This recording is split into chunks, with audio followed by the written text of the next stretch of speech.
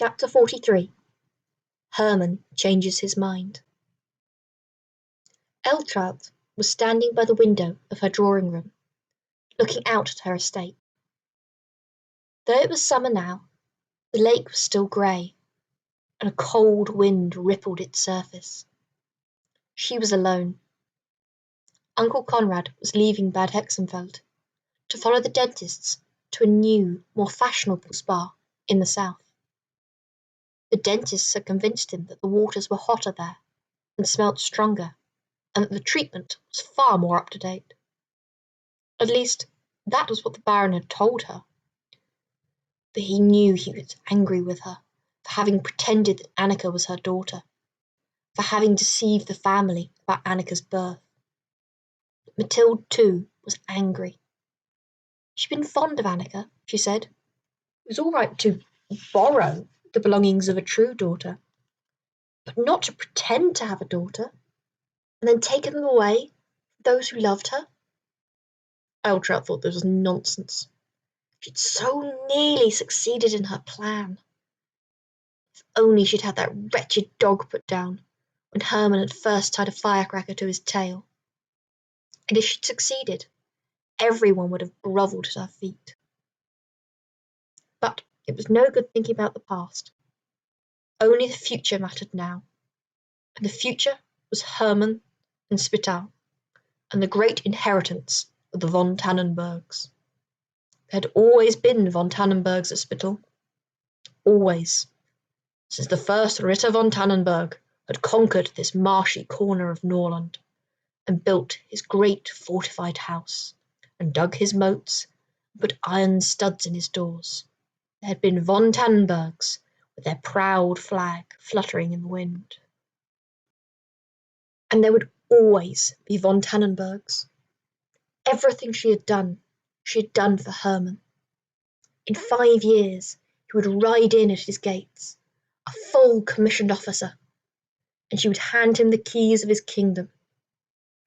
Lieutenant Hermann von Tannenberg, her son, master of Spittal and its villages and its forests and fields.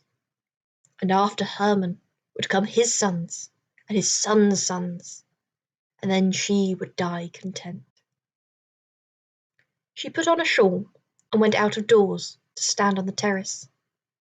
The pike plopped in the water, the storks were wading in the ditch, picking off the last of the frogs.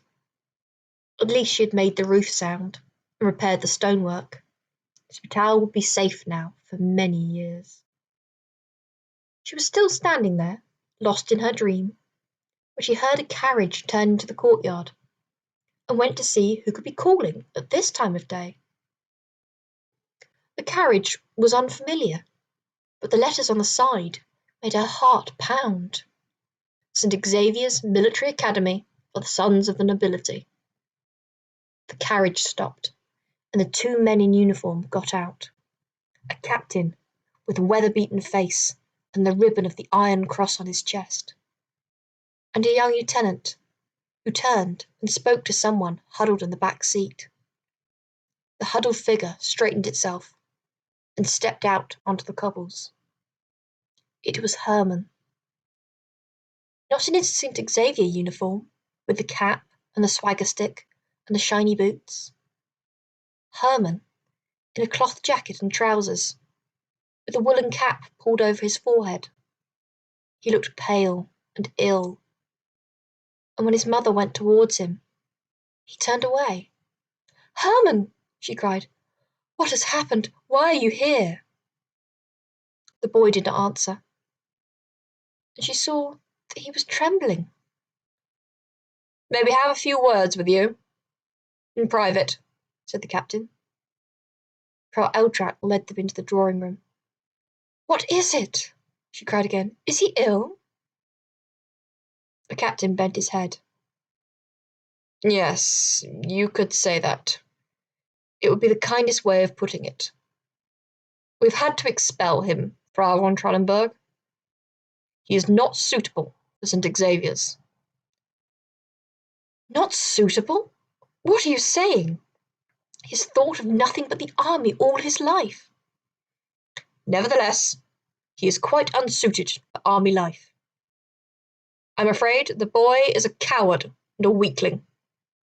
There will be a report from the principal, which we will send to you. But there are no circumstances under which we would allow him to return to St. Xavier's." She went on anxiously questioning them, but they would say no more, and left again without saying goodbye to Hermann. "I knew the Freiherr," said the captain as he climbed into the coach. "This would have been a sad day for him." She found Hermann on the terrace, staring sightlessly at the lake. "Hermann, I can't believe this. You wanted nothing except to be a soldier all your life." Hermann turned his head. There were dark circles under his eyes. He was very thin. "I've changed my mind," he said. "But Hermann, do you mean you want to stay at home and look after the estate? If you do, maybe we could—" "No, I don't want to do that.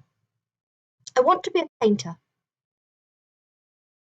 Eltraut was completely at a loss. "You want to paint houses?" Hermann sighed. "No, Mother.